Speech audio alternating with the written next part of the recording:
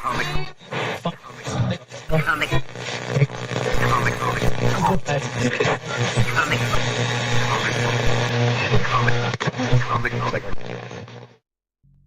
everybody, it's Weird Wink Wilkinson laughing and scratching at you. How's everybody doing today? I got a little bit of a stiff neck. Let me just fix this up. Oh, that feels a lot better. Well, I got a great show for you today with some wonderful weird stuff. I feel so very weird. You're right, no human being would stack books like this. I have come here to chew bubblegum and kick ass. And I'm all out of bubblegum. Well, it looks like you're the one who needs to be taught a lesson, pal. Class is paying 101.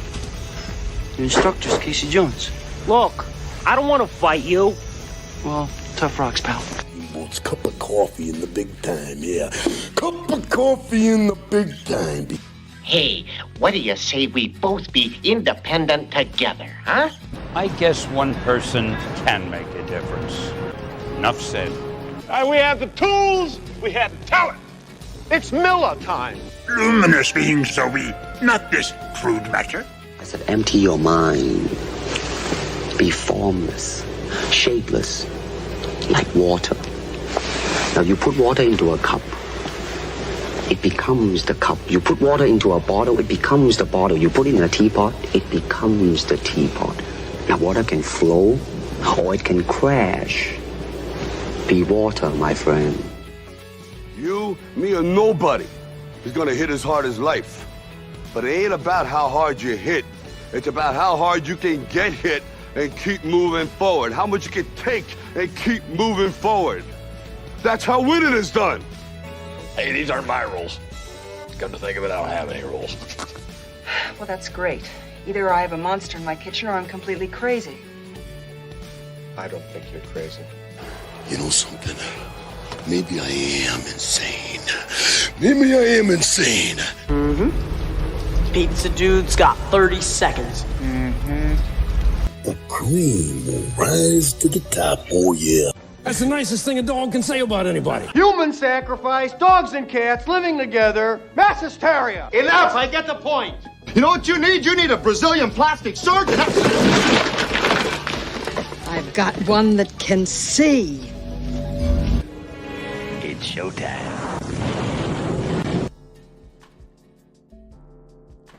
All right, welcome to Comic Book Radio. Welcome. Thank you guys for being here tonight. This is episode 234. I'm your host, Peter Cimetti. Tonight, my guest is VELEZ. We're going to be talking about reporting and recording UFO sightings, along with UAP, MUFON, OPUS, and probably other acronyms as well. I hope you guys are along for the ride. This is going to be a good one. This is, we were talking behind the scenes of the show here. Third time's the charm.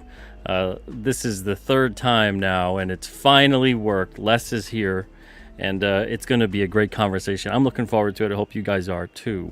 Before I begin, I want to let you know just one thing. Well, actually two things. Alternateween is back at alternatecomics.com. If you guys want to go there, pick up a nice bundle of age-appropriate comics for Halloween this year. 25 comics for $20. Give them out as trick-or-treats. It'll be the healthiest thing those kids get on Halloween. And you'll be doing them a service. They have nice comics to read along with their candy. The second thing is we've got Blood Moon. Blood Moon has just 2 days left on Indiegogo. So the initial funding period of Blood Moon ends in just 2 days. A couple of perks are coming down at that point in time, so make sure you get anything and everything that you want before Sunday. Saturday, we're going to have a closeout stream on the Alternate Comics channel to go over that. All right, so without further ado, let me say hello to you in the chat. We got Dr. Mask here. What's up, Doc? Hope you're doing good. We got Ben in the chat. What's up, Ben? Ara's here as well. How's it going? We also have Cole King here. How's it going, Cole? Good to see you. And thank you for putting those links in the chat tonight as well. Much appreciated. Thank you. Pop Culture Avenger is here too. What's up, Pop Culture Avenger? And thanks for putting in the Indiegogo link too. Appreciate that. All right, so give a big Comic Book Radio welcome. He's a first-time guest on here. Hopefully not just the first. Hopefully we get him back again in the future. I think we're going to have a wonderful conversation. It is Mr. Les VELEZ. How's it going, Les? Hey, Pete, how are you? It's great to be here with you. Oh, I'm so glad we could finally get this going. It took a little bit, but here you are. Yeah, sometimes these things, for whatever reason, just have their own timeline as to when things are going to happen. So, Agreed. Glad to be here, though, for sure. Oh yeah, fantastic. Oh man, before the show got started, we were working out some audio issues. It looks like they're back again, so I'm gonna put the echo cancellation on for you, and it'll hopefully help with any of the volume problems that we might have had on this show. I swear, technology, right? Man, oh man. All right. Always so, oh, indeed. Now, this is a big topic. We got just about an hour or so to cover as much of it as we possibly can. So let's start in the beginning. What exactly is MUFON, and how did you get involved with that? Yeah, well, basically, MUFON, the Mutual UFO Network, was started in 1969 by a couple of engineers out of Seguin, Texas. And basically, they were a nuts and bolts type of a group for many, many years. And in 1985, I had moved out to California. Excuse me. And I picked up the paper, and a gentleman by the name of Stanton Freeman was coming to San Jose City College to talk about UFOs and the government cover-up. Well, I had an experience when I was 11 years old when I lived in Connecticut, and it scared the crap out of me. And it was an object. Can you get into that for a second? Sure. Yeah, it was a late October, and I was coming in the house after feeding my dog, and this object, oval in shape, was basically self-illuminated, and it was totally silent, and it was hovering over a tree line, probably about 1,000 feet from where I was, and it just continued just to move slowly away from me, but it scared the hell out of me. And I ran in the house, and I tried to get my father to come on out, and by the time he did come out, it was gone. And he says, oh, it's probably just a beacon of light reflecting off a cloud or something, It was nothing, but I didn't buy that. And I went to the library soon thereafter and picked up books on UFOs, and I really got into it for quite a while. But as I said, when I moved out to California, and then I saw Stanton Freeman in 1991, the opportunity arose for me to get involved with the MUFON organization. I became a field investigator. And what happened for me, and I was kind of a nuts and bolts kind of a guy with regard to this whole thing. And the first case I got involved with, the person said that they not only saw this object, but they supposedly had contact with these non-human intelligences. And, well, of course, I was quite skeptical at that point. But then the subsequent cases that I got involved with also were very similar in nature, where they saw an object and then they had missing time, and then they had contact with these non-human intelligences of various types. From the Greys to the reptilians to the Nordics to the mantis type creatures. This one person had contact with that many entities? Oh, no. I said okay. over the course of all these investigations, these types. I'm sorry. Okay. Yeah, came out. But and then of course it was the standard type stuff where they were taken usually one of their rooms in the house, or they were driving along and they were taken. You could be taken anywhere at any time, and they would. A lot of times they were taken right through the ceiling or through the wall, and then up in a beam of light, and then they're on a table, and then they're being probed, and various fluids are being extracted, or semen or eggs in case of females, and it just went on, and it just really blew my mind. And so one day, one of these people that I had investigated said, "Did I know of other people having similar experiences?" And I said, "Yes, I do." And the next thing I have happen is that I start facilitating a support group in my office in San Jose, California. And that's when I really started to hear, incredible stories from these people. That it just became really obvious that this was not a single off type of a phenomena. Many people were having these types of experiences. And in 1992, the Roper organization had done a poll, and they found that at that time, based on this poll that they did, they figured there was like 6 million people in the United States alone that had had an experience like that. Well, that's pretty amazing. And then fast forward in time to where we are now, and there's that many more people that have had the experience, and this is a worldwide phenomena. Absolutely a worldwide phenomena. Now, I know you have to scrutinize a lot of these cases to make sure that they're valid, and there's all kinds of different reportings that take place. But sure, among all of these different cases, has there ever been an instance or instances where there's some kind of physiological proof? Like, has this person been altered or anything like that? Yeah, absolutely. The late Dr. Roger Lear basically had taken objects, what they call implants, that these people have come across or felt or were having issues with it. And these objects are very strange, very strange. I'll read you some of the characteristics of these things. First of all, usually when a person, has something, that's bothering them, they might feel it on their leg or behind their ear or various other places, that there's no inflammatory rejection reaction by the body to these foreign objects. And when you get a splinter in your finger, it gets red and sore. It's not pleasant. So there's no inflammatory, and there's no visible portal of entry that can be seen. And then there's collections of specialized nerve endings surrounding the object, an outer coating of ceramic biological material, a metallic phase where inorganic metal becomes biological tissue, which is that's mind-blowing. Now, this is one of the later ones that he found.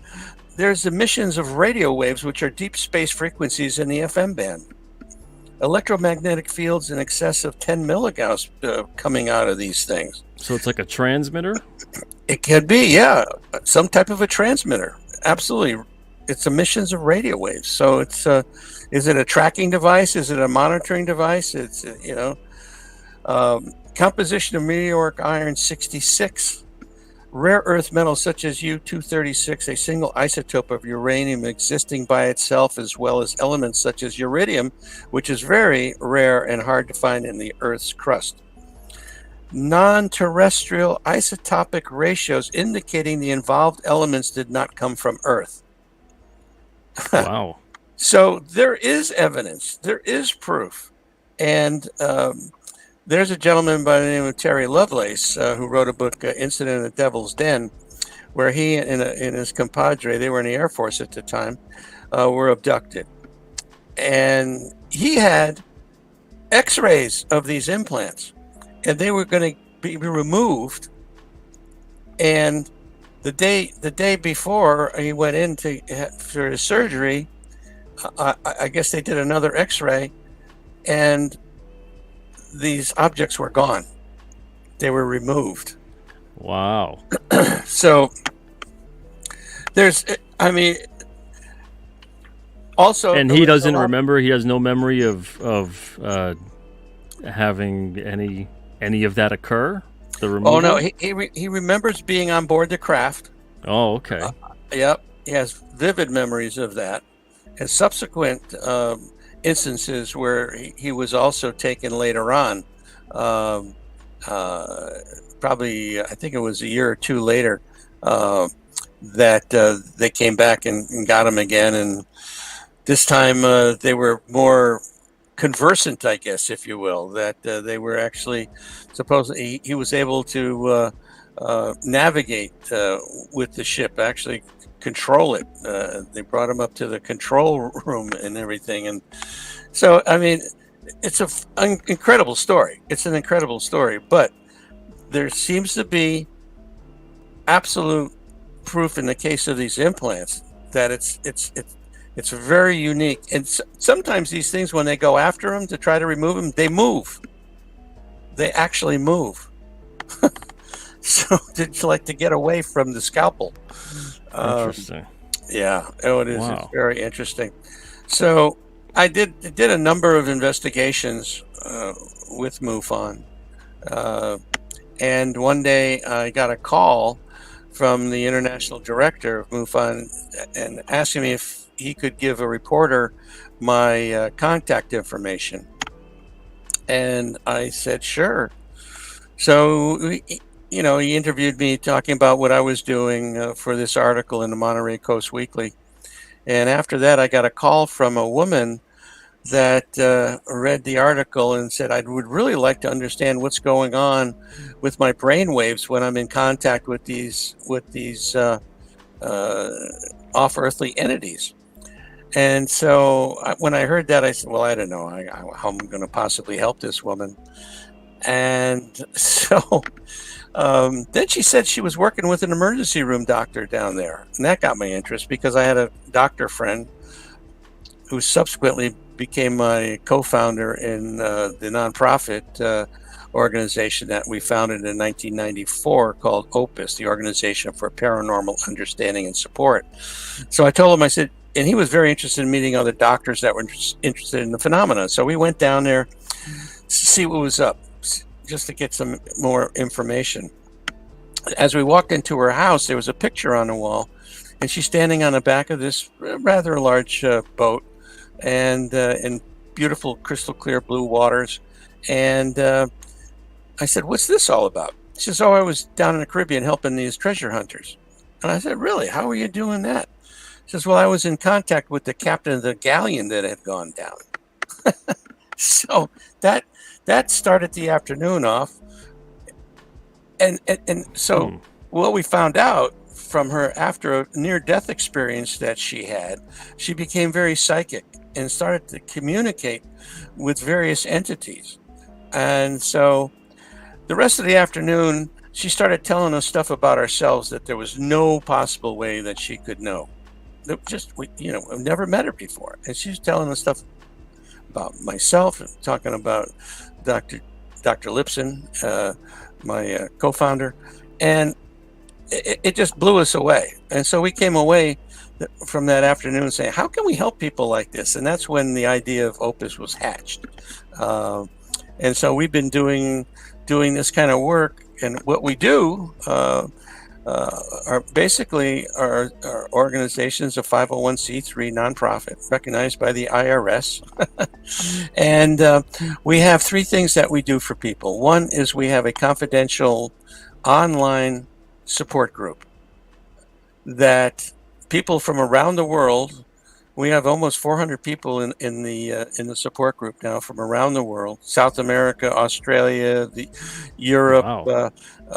That are having experiences and looking to be able to talk to someone about their experience. And so the hardest thing for most of these experiencers is who can they talk to? A lot of times they can't talk to their family members. They can't talk to their fellow workers. They can't talk to clergy. They're very isolated. So this support group really gives them the kind of thing that they need, that they know that they're not alone, that other people are having very similar experiences that are shaking up their lives. I mean, it changes their worldview. In some cases, it really gets bad. They can't handle it.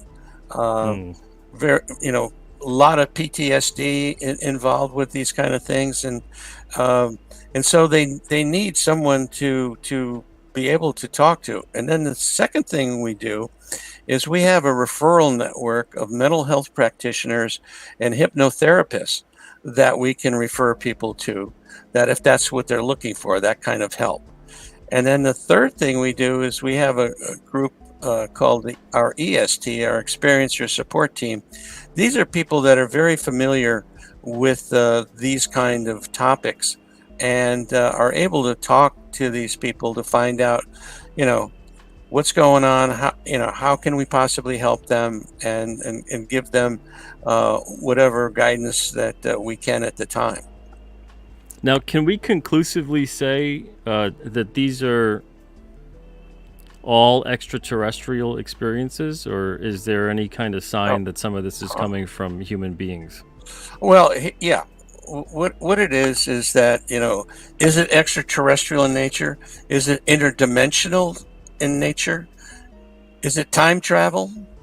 Is it our military? Is it all the above, which I totally believe? And it can be anything else that you can possibly think of. People having, lucid dreams, astral travel, things of that nature, where we're dealing with a reality, a different reality that we don't understand.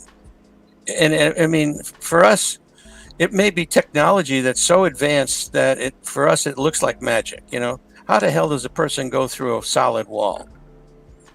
And that's been done multiple times. I mean, many, many cases where they say that, and I had one case that was brought to my attention where this young boy was abducted one evening, and he held onto his blanket, and he went through the window, with a closed window. He got through it. His blanket got stuck in it. And the military came out the next day and took out the whole window from the house. So the blanket got partially stuck. It partially phased through the window. Yep, and it's just stuck and there. That's. I don't have an answer for that. So I mean, there's many, many absolutely mind-boggling stories out there that. One of the cases that I wrote a book a couple of years ago called The Unknown Other and the Existential Proposition of Alien Contact. And one of the cases that I highlighted in there is the fact that there was this couple. They were amateur pilots. They were picnicking in a park north of Santa Cruz, California. And as they were coming out of the park, it was getting to be dusk. They looked out over the ocean, and they saw this light.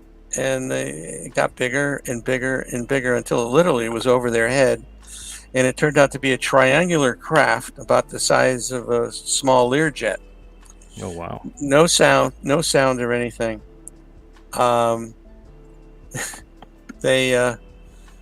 noticed another light over the ocean, and this thing got bigger and brighter, and again this turned out to be a triangular craft over their head.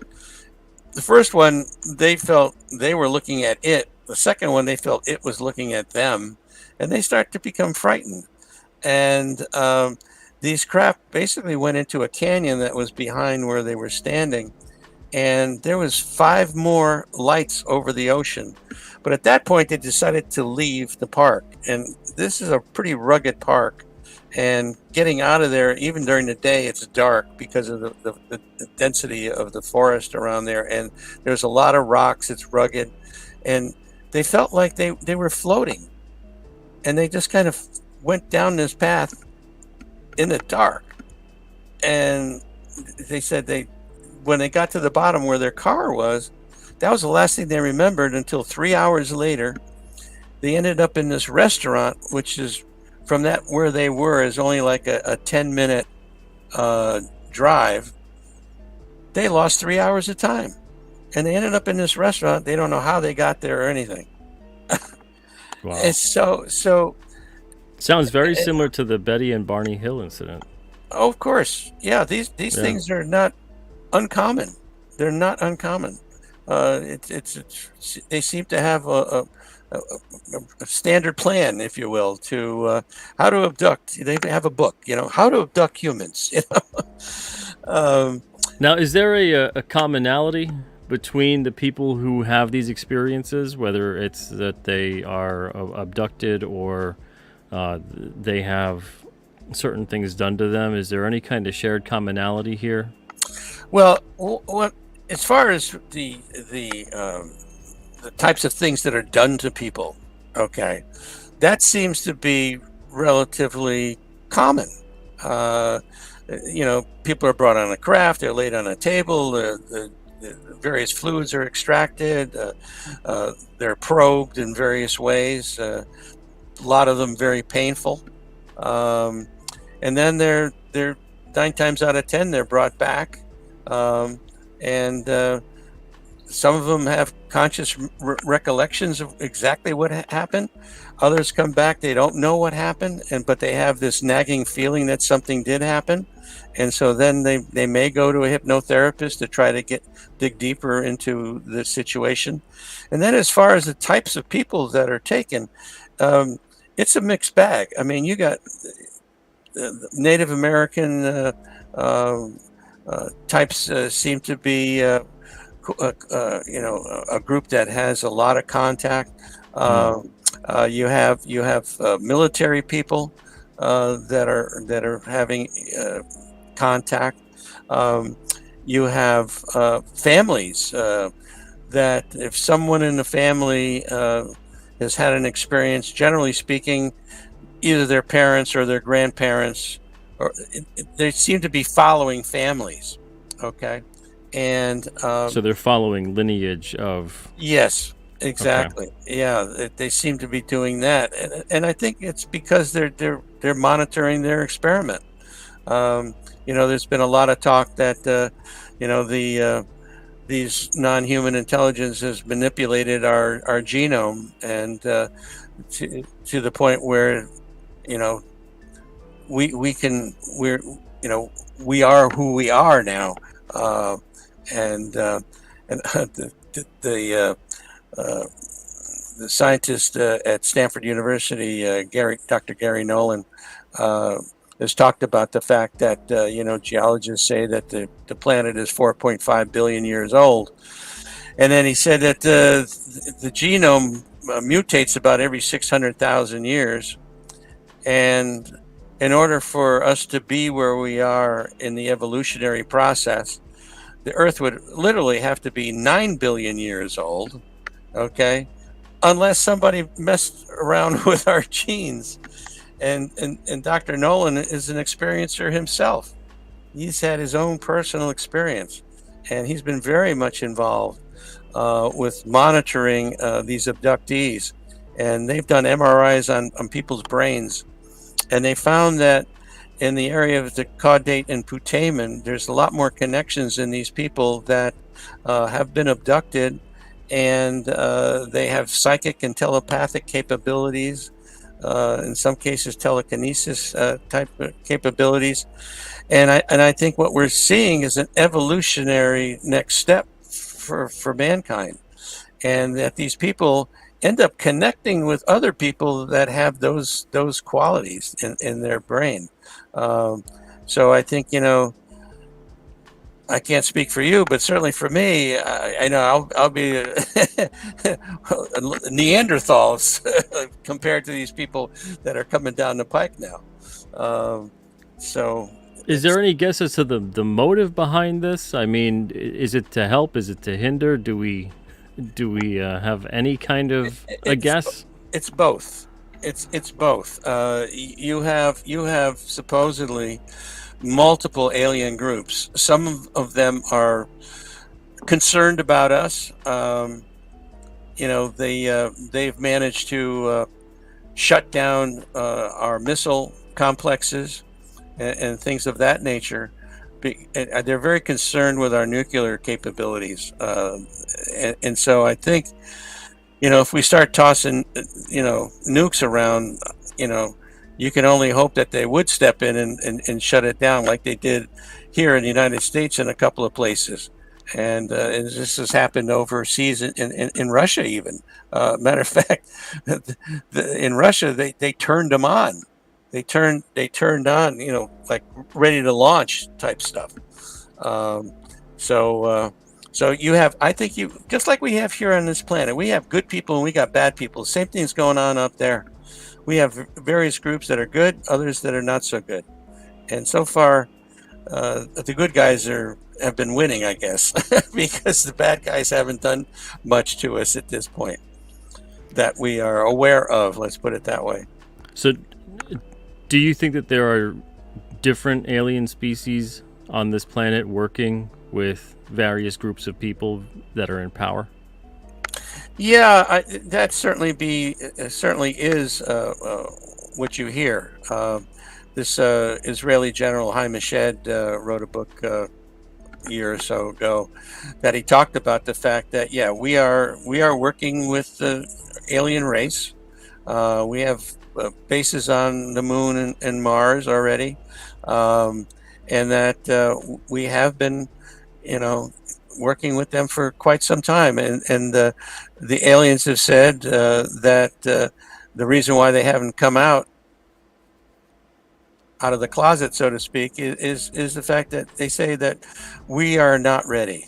The human race is not ready for this. So, do you agree with that assessment? No, I think that the majority of the people would be fine. You probably 30% of them would have a real difficult time with it, but I think the majority of people are ready for it. And Lou Elizondo, who I had the opportunity to meet with a couple of years ago, just before COVID shut down everything, he was talking about the technology, and that they think they know how this technology operates, and it's an interaction between the skin of the craft and the power source, which is not element 115. He said matter of fact, it's a very small amount of power that's needed to have these craft do what they do. He was actually here in near me, interviewing Terry Lovelace in his book, The Unknown Other, for that show Unidentified that he was on the Ancient Aliens, and they never aired that interview, because I think what they wanted to focus on was just the objects and not the abduction part of it, because it's one thing at a time. If the people can handle the fact that these objects are not the Russians, not the Chinese, not ours, that they're coming from some.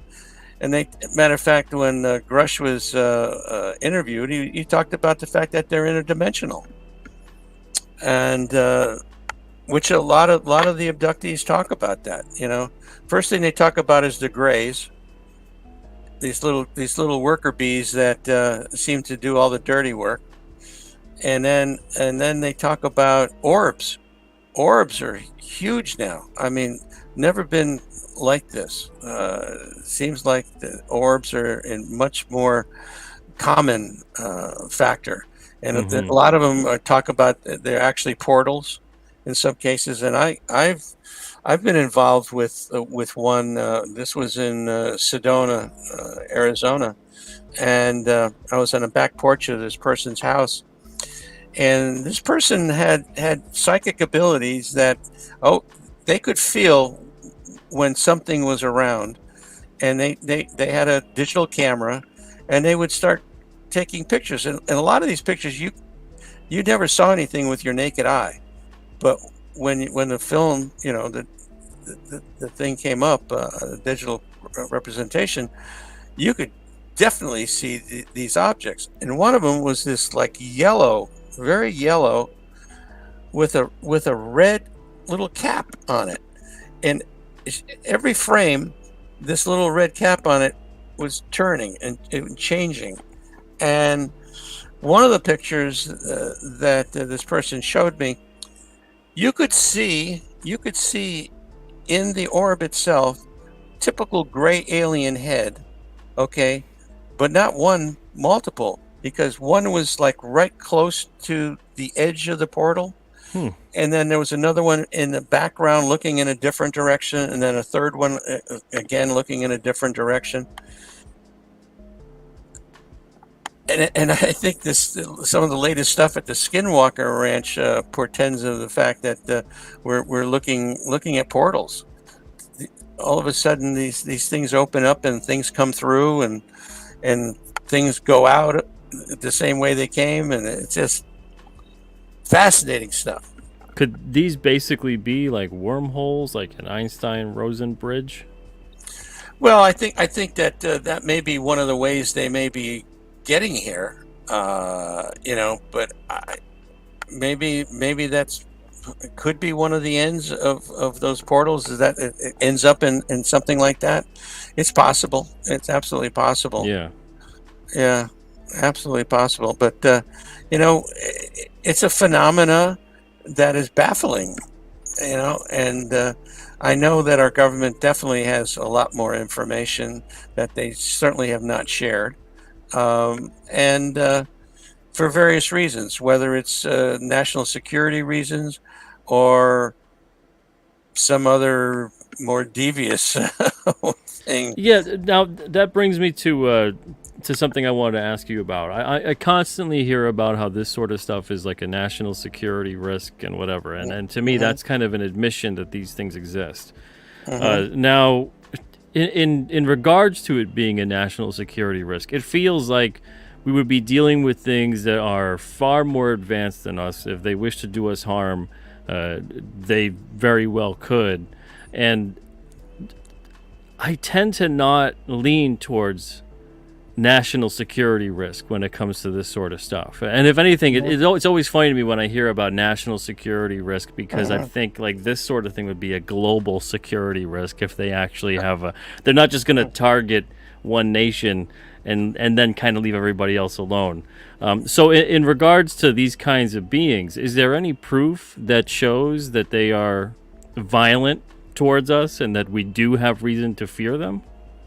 Well, I think that there's been instances where people have been really harmed with this contact. But luckily... purposefully or kind of like as collateral damage? Well, there's been certainly collateral damage, because a lot of these things are emanating microwave energy, X-ray energy, nuclear energy, and so just coming into contact with these things, you can get harmed.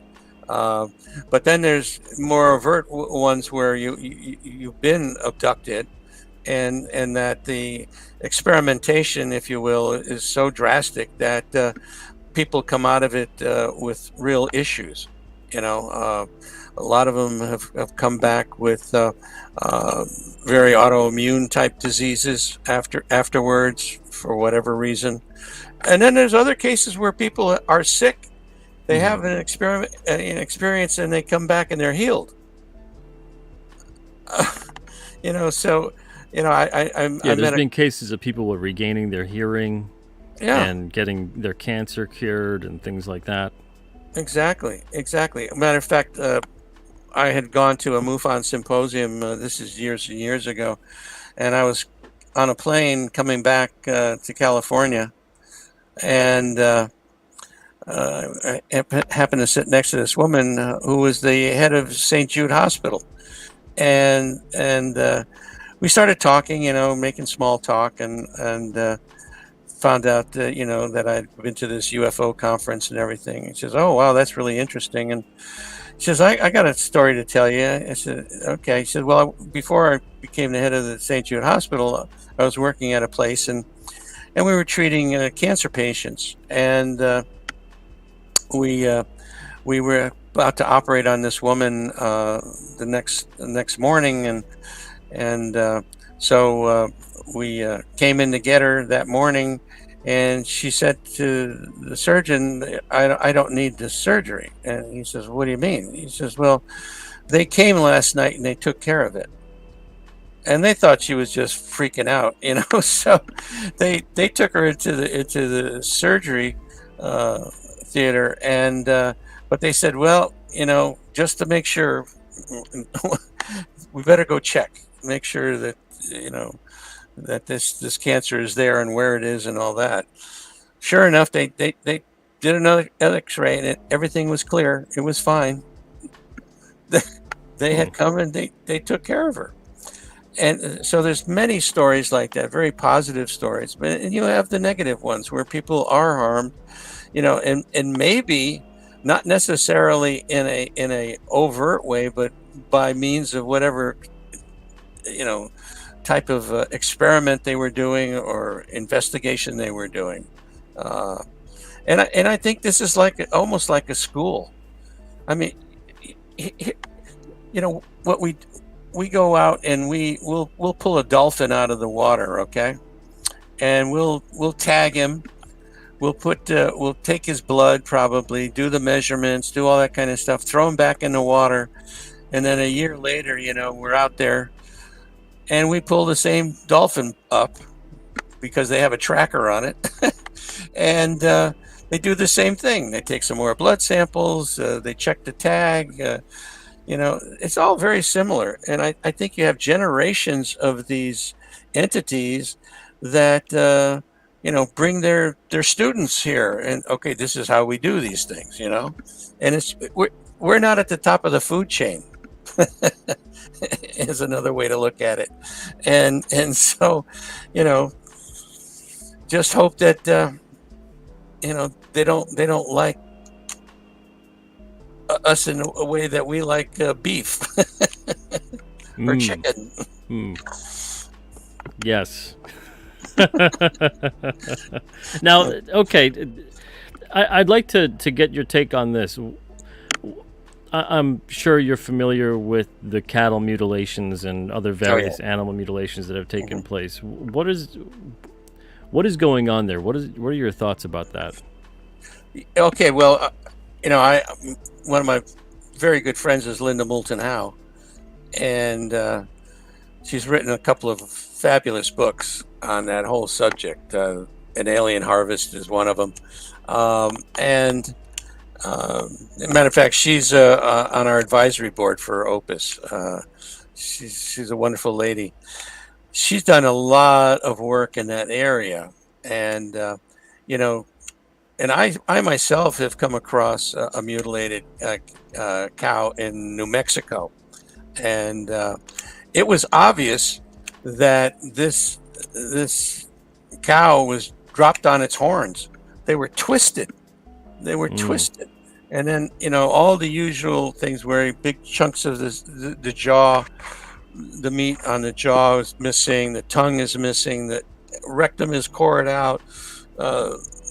And all these incisions are done so well, so incredibly precise, and there's no blood around it.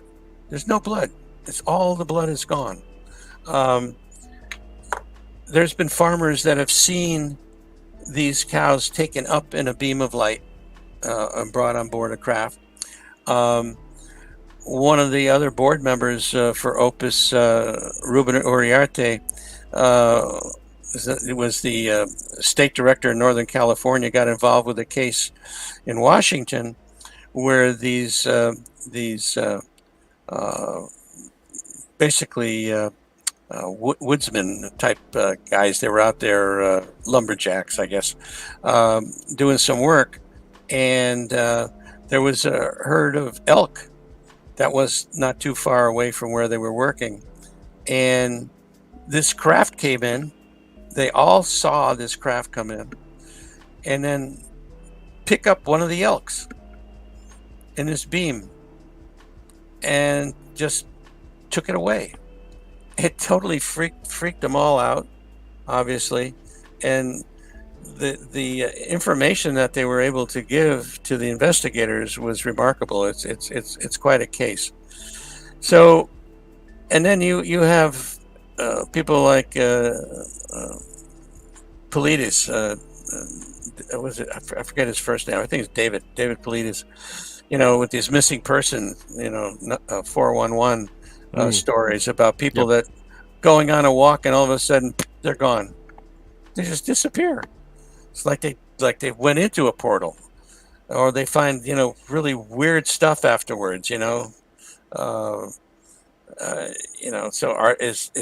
are they involved with that kind of thing? Who knows? It may be a possibility, but anyway, the cattle mutilation thing. There's been talk about the fact, well, it's our government doing some kind of experiment, but you would think that they wouldn't have to do it the way they're doing it. It would be a lot more secretive about it. You can bring them into a barn and do whatever you need to do and take care of the body.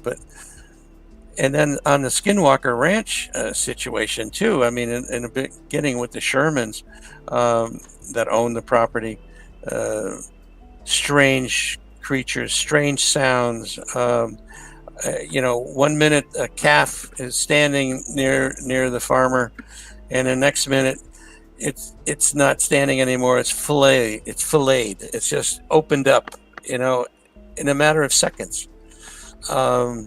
I've never heard of that. Wow, what the hell? Oh yeah, yep.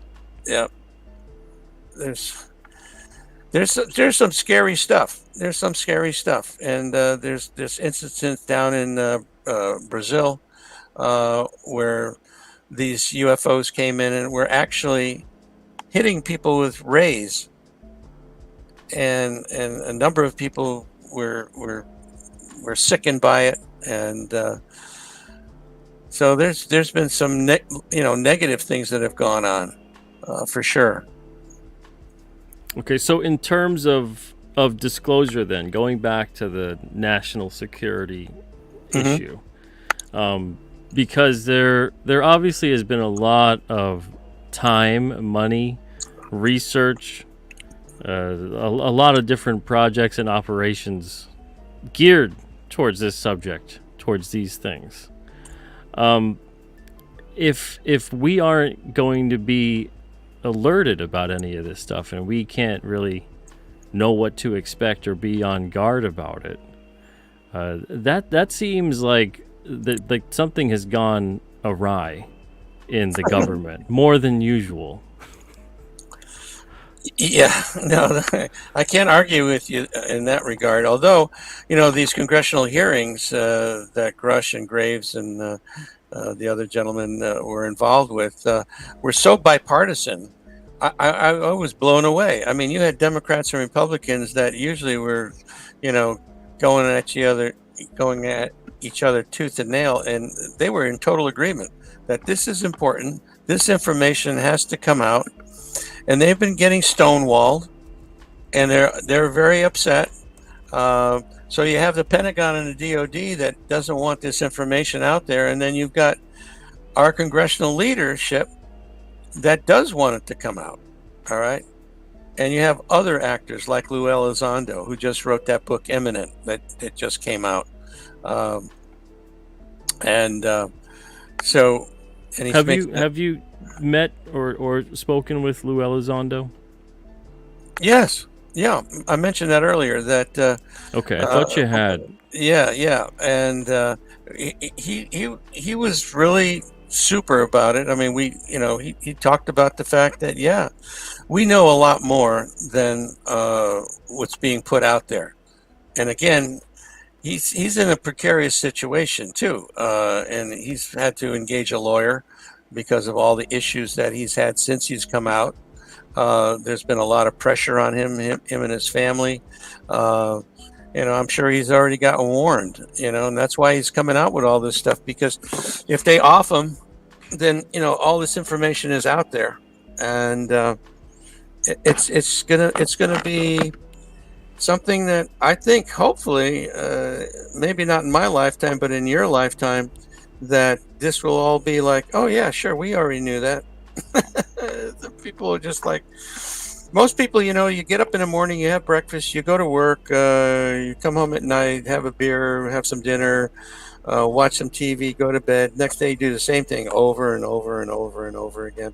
And most people just want to make sure they can put food on a table for their family, take care of their kids, whatever.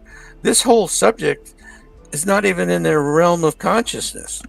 And so, well, that's the thing is we could literally have every world leader say, yes, these things exist. We work with them. We talk to them. And you still have to pay rent. You still have to feed yourself and your family. Right. You still have to do something with your life. So it really, it's like this weird kind of thing where it could be this absolutely momentous type of announcement. Oh yeah. But you still have to live life and still have to go about your day.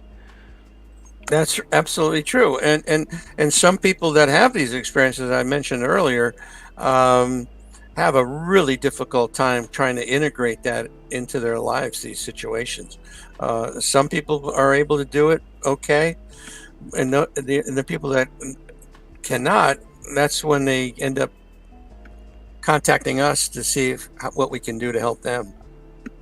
Now, the part that concerns me a bit is the fact that I think if the aliens out there are making contact with the world leaders, I think that they should stop talking to them because they're the worst people to talk to. They're a bunch of psychopaths. They should probably just talk to regular, nice, normal people, and just do that. Leave the people in charge alone, or if anything, beam them up and out. Yeah, and exactly. And then come and be like, okay, everybody, this is the path to peace and prosperity. We got rid of everybody that was making it difficult for you, and prosper. Right. Well, as I mentioned, that once these people have this experience, their worldview changes, and most of them come back with 2 or 3 things that are very common. One is that we need to be better stewards of the planet. Clean air, clean water. Moderate temperatures. It's not like what's happening nowadays. That we need to be better to one another, to be more loving. Have there been instances where any UFO reports of, like, how they can or have been known to shut off like the nukes? Have there been instances where if there's deforestation occurring, let's say in a rainforest, has there been any instances where like the machines won't turn on and there was something that was seen, anything like that? Well, I don't know about that area, but it's very common when these things happen and a vehicle is involved that they oftentimes shut down. It's very common. Well, I mentioned that in my book as well. I talk about a case in Peru where this couple was in their car and this object came over the car and the car died, and you hear this time and time again. Same thing with Betty and Barney Hill. Same thing. So it's yeah, and that might have to do with something like an EMP being released. Exactly. Through the vehicle. Exactly. Yep. Now, electromagnetic field effects are just amazing. What they can do. Oh yeah, absolutely. Well, you remember that scene in Close Encounters of the Third Kind, where he's in the truck and all of a sudden the truck dies. Oh sure, yeah, yeah. Now, as far as this stuff goes, with the way disclosure is moving along, or maybe it's not moving along, it's so hard to say. My personal feelings about a lot of this stuff, whether it's Lou Elizondo or David Grush, is I just don't know what to make of them. I don't know if I can trust them or not. That's just my gut, and it's difficult because when it comes to disclosure, I don't know how you feel about this, but how I feel about it is that it's really difficult for me to believe when anyone in positions of government or military or whatever are doing the ones that are disclosing, which is, I know it's like it's a bit of a catch-22 because it's like you want to trust those people, but at the same time, it's like you're trusting the people that have been lying to you also the whole entire time. So you're like, well, why? Maybe this is a lie. Maybe this is a distraction or a deflection or whatever it may be. So it's very difficult for me to trust that kind of stuff. What is your take on the way things are currently moving along with this situation? Because it seems like sometimes it really matters, and then other times it's like it's completely forgotten, and you figure it'll be a talking point during this election season. Yeah, well, I think that's why you're not hearing a lot about this disclosure right now, because this election right now is so important and so volatile, so critical. I mean, it's crazy. I've never seen anything like this in my lifetime, and where you don't know who to believe anymore. You just don't know who to believe anymore, and so I think you have to go with your gut.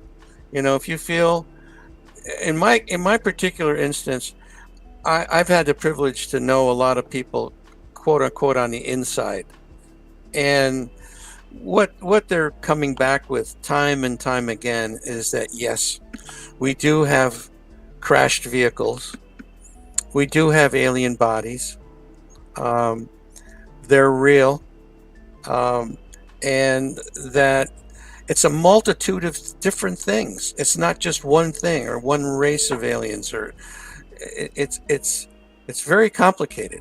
It's very complicated. And then you have, in the way this whole thing has been kept under wraps, is that it's been divvied up, not within the government, but within private organizations, corporations.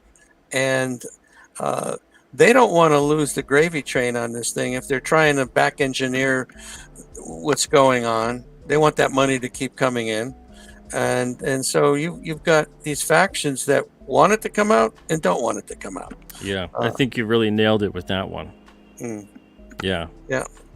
Yeah, and that's because it's kind of like the worst kept secret. You know, it's like what you were saying, that by the time everything is like, the aliens could just show up in front of everybody's house right now. And I think most people would be like, yeah, I had a feeling. You know, exactly. A lot of people would be like, oh my Lord, aliens are here. They exist. You know, I think most people would be kind of like, yeah, I could see that. You know, this has been a really big topic for a very long time. And I think a lot of people are just kind of used to it, and we're just kind of expecting, like, well, what's the big deal? Like, just admit it already. And I think what you're saying there, where there's a lot of corporate tech involved, there's a lot of money involved, there's a tremendous amount of power associated with that money, and with that power comes control. I think that's a really big factor. So I think it's like this weird human element that's getting in the way. It's very short-sighted, I think, because it seems like it's both impossible and inevitable in terms of this kind of disclosure and this kind of knowledge and truth eventually being commonplace. Yeah, well, you know, it's come a long way in the last year and a half. I tell you, I mean, I was absolutely blown away by that congressional hearing with Grush there, telling his story, and he, you know, he's got the kind of background that's checked out, you know, perfectly fine. I mean, the guy is legit, and he too felt like Lou Elizondo that we got to bring this stuff out. We have to tell the people about this. It's important, and you know, at least we need to be prepared for whatever might be coming down the pike. So before we part ways here, for those that are out there that maybe are watching right now or watch later, if they have seen what they believe to be a UFO, or if they believe that they've been abducted or have had contact, what would be the best thing for them to do? What do you recommend would be the next steps? Well, a couple of things. One, mention MUFON, Mutual UFO Network, which you can go to at MUFON.com. There's a place where you can report sightings if that's all you have. Okay. You can also, they have an organization within their group called ERT, the Experiencer Resource Team. And these are people that if you've had maybe an abduction, you can talk to them and request that kind of assistance.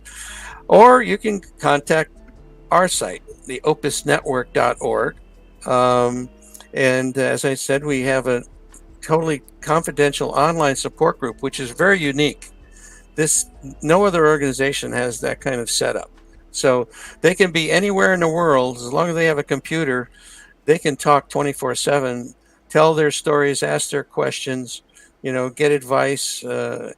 All kinds of things happen that way. And then if you're looking for a hypnotherapist or a mental health practitioner, we can help you there.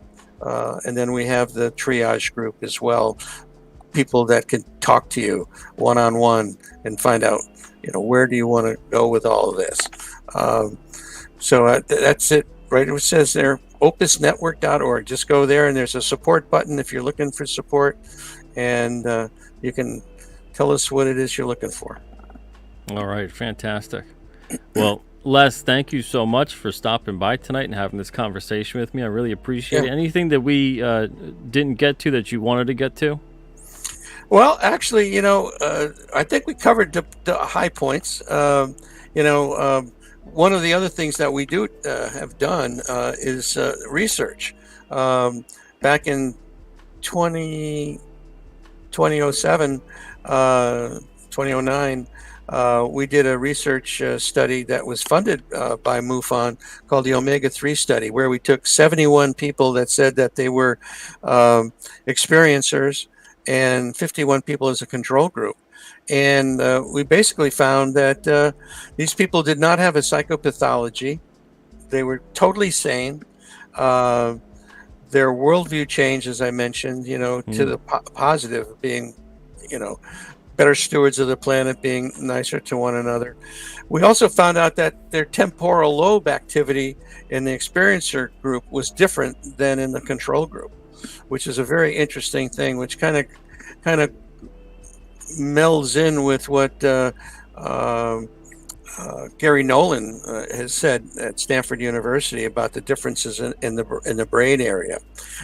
So there's more to be researched. And matter of fact, we just finished the first phase of the Omega-4 study, where we actually went out to therapists to try to understand how they're helping these people and what's the best mechanism to utilize. So we want to be able to educate these therapists that come to us and are looking to help these kind of people.